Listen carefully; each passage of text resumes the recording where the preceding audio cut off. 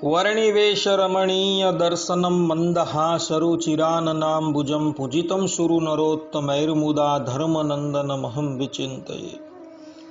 असतो मा षड्गमय तमसो मा ज्योतिर्गमय मृत्युर्मा अमृतं गमय। ओम शांति शांति शांति। આજની જ્ઞાન સભાની અંદર પધારનારા બધા જ ભગવદ્ ભક્તોને વેદાંતાચાર્ય, પુરાણ ઇતિહાસાચાર્ય, એમ એ ફિલોસોફી શાસ્ત્રી રાકેશભાઈના હેતપૂર્વક જય સ્વામિનારાયણ.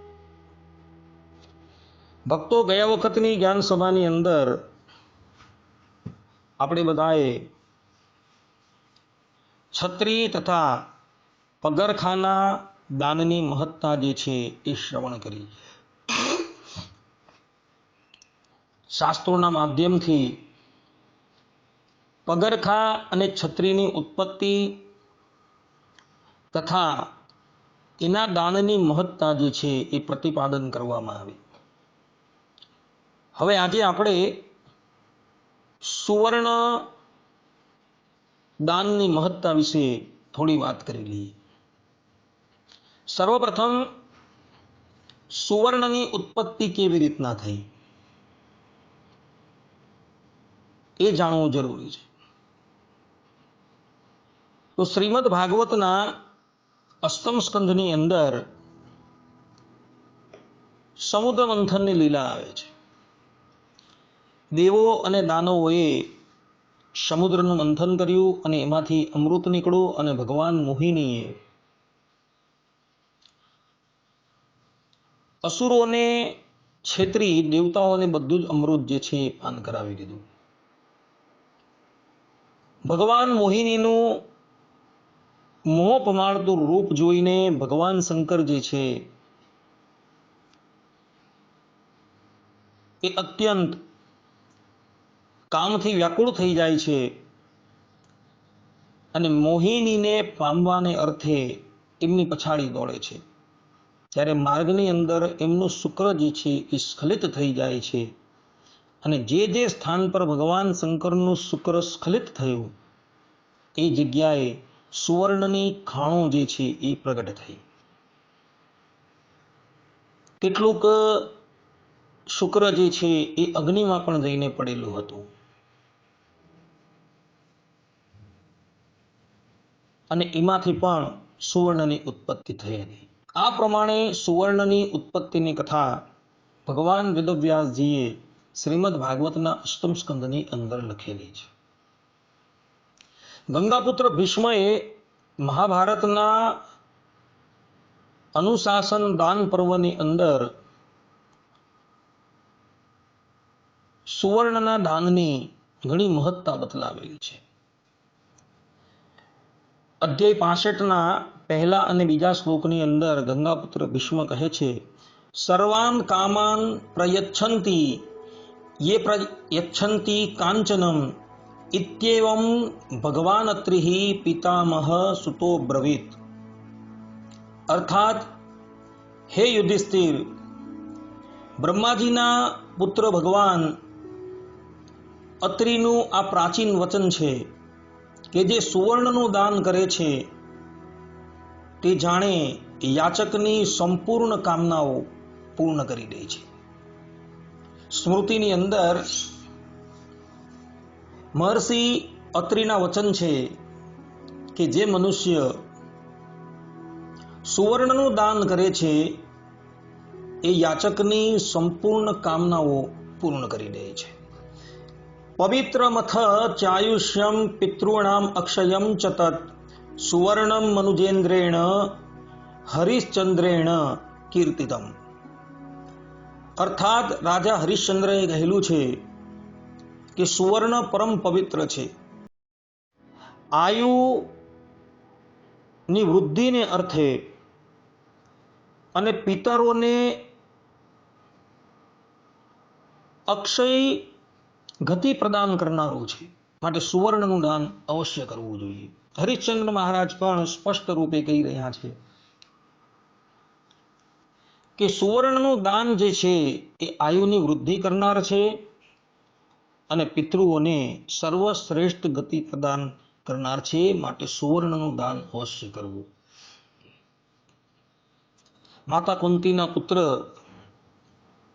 એવા અંગરાજ કર્ણ, જે દાનીઓની અંદર શિરોમણી છે, તેઓ નિત્ય સુવર્ણનું દાન કરતા હતા. પોતાની પાસે કોઈ પણ યાચક આવે એને હંમેશા એ સુવર્ણ પ્રદાન કરતા. આમ જોવા જાય તો એ બધી જ વસ્તુ પ્રદાન કરતા હતા, પરંતુ વિશેષતાની અંદર એ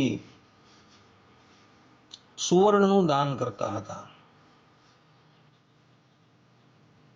આ પ્રમાણે સુવર્ણનું દાન જે છે એ આયુની વૃદ્ધિ કરનાર તથા પિતૃઓને શ્રેષ્ઠ ગતિ પ્રદાન કરનાર છે. મહાભારતની અંદર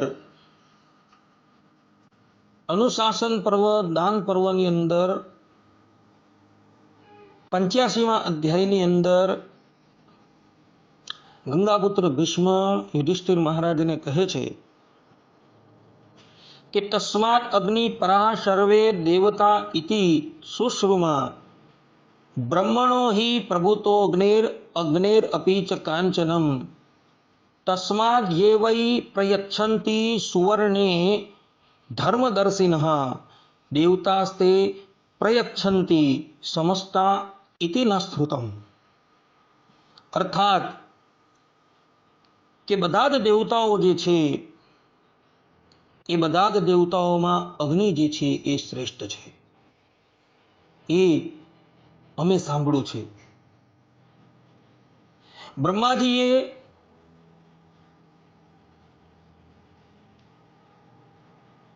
અગ્નિની ઉત્પત્તિ જે છે એ પોતામાંથી કરેલી છે, અને અગ્નિ થકી સુવર્ણની ઉત્પત્તિ થયેલી છે. એટલે માટે જે ધર્મદર્શી પુરુષ સુવર્ણનું દાન કરે છે તે સમસ્ત દેવતાઓનું પણ દાન કરે છે. એ વાત અમારા સાંભળવામાં આવેલી છે. ગંગાપુત્ર ભીષ્મ કહે છે સમસ્ત દેવતાઓની અંદર અગ્નિ દેવતા જે છે એ સર્વશ્રેષ્ઠ છે. કેમ? કારણ કે અગ્નિની અંદર હોત દ્રવ્ય પધરાવવામાં આવે ત્યારે એ અગ્નિ જે છે એ પોતાના અંદર પધરાવવામાં આવેલા હોત દ્રવ્યોને દેવતાઓને પહોંચાડે છે. એટલે સમસ્ત દેવતાઓનું પોષણ જે છે એ અગ્નિથી થતું હોવાથી અગ્નિ દેવતાની શાસ્ત્રોમાં શ્રેષ્ઠતા કહેલી છે. અને બ્રહ્માજી થકી જ એ અગ્નિની ઉત્પત્તિ થયેલી છે, અને અગ્નિ થકી જ સુવર્ણની ઉત્પત્તિ થઈ. જે પ્રમાણે તમને અગાડી હું કથા સંભળાવી ગયો કે ભગવાન શંકરનું વીર્ય જે છે એ અગ્નિમાં જઈને પડેલું હતું, અને એ અગ્નિ થકી સુવર્ણની ઉત્પત્તિ થઈ હતી. અને એટલે જ માટે ધર્મદર્શી પુરુષો જે છે એ સુવર્ણના દાનને સર્વોત્તમ દાન કહે છે. માટે ભક્તો, જીવનની અંદર એક વખત સુવર્ણનું દાન અવશ્ય કરજો. કિંચિત માત્ર પણ સુવર્ણનું દાન કરજો, જેથી કરીને તમારા પિતૃઓ જે છે એ પિતૃઓ અક્ષય ગતિની પ્રાપ્તિ કરી શકે. ગંગાપુત્ર ભીષ્મ કહે છે તસ્ય ચાતમસો લોકા ગચ્છन्तઃ પરમામ ગતિમ સ્વર્લોકે રાજરાજ્યેન સો અભિષિંચેત ભાર્ગવ. અર્થાત કે સુવર્ણદાતા ને જે પરમ ગતિની પ્રાપ્તિ થાય છે એવી બીજા કોઈને પ્રાપ્ત થતી નથી.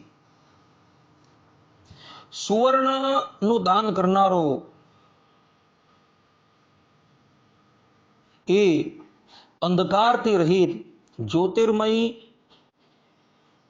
લોકની પ્રાપ્તિ કરે છે. સ્વર્ગલોકની અંદર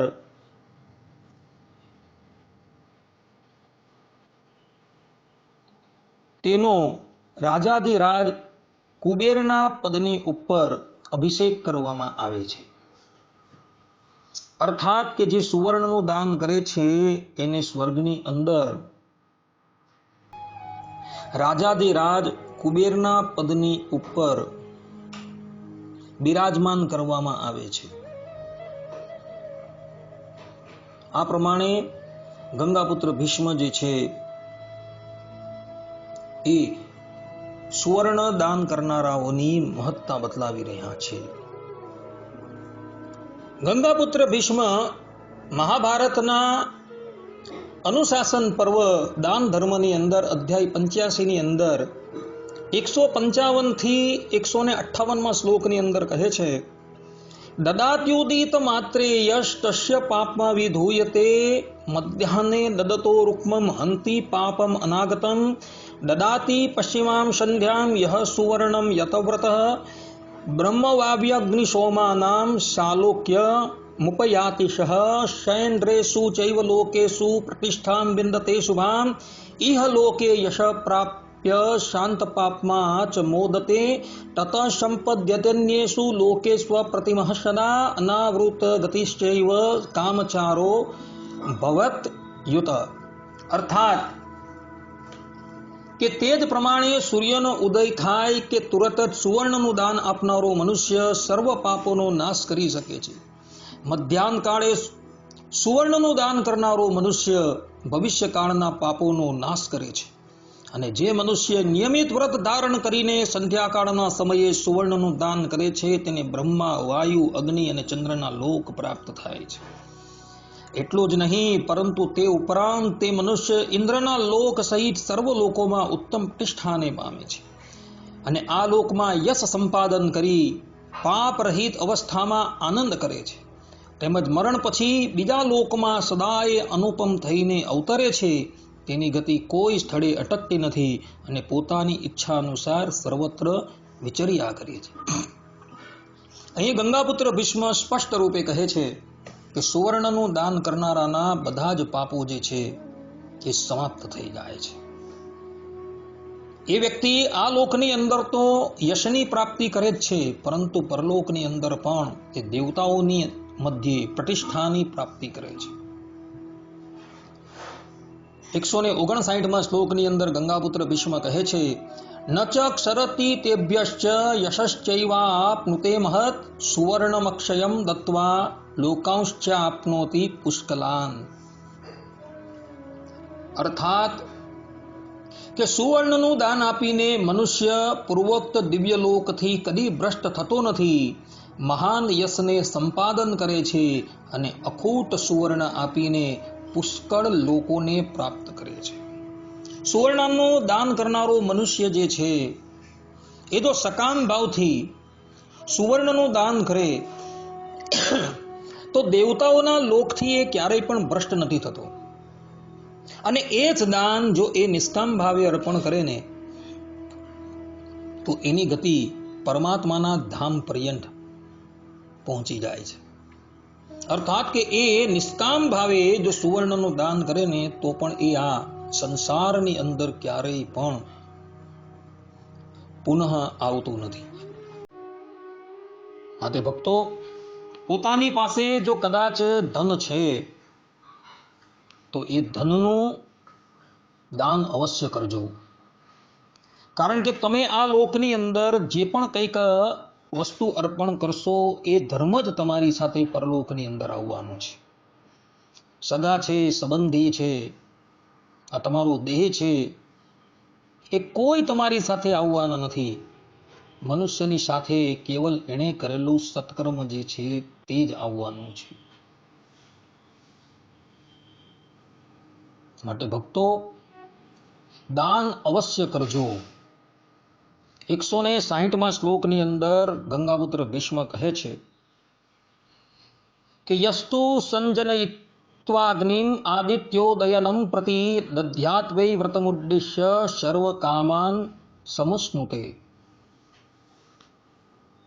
અર્થાત જે મનુષ્ય સૂર્યના ઉદય સમયે અગ્નિને પ્રગટ કરીને કોઈ અમુક વ્રતના ઉદ્દેશ્યથી સુવર્ણનું દાન કરે છે તેની સર્વ કામનાઓ સંપૂર્ણ થાય છે.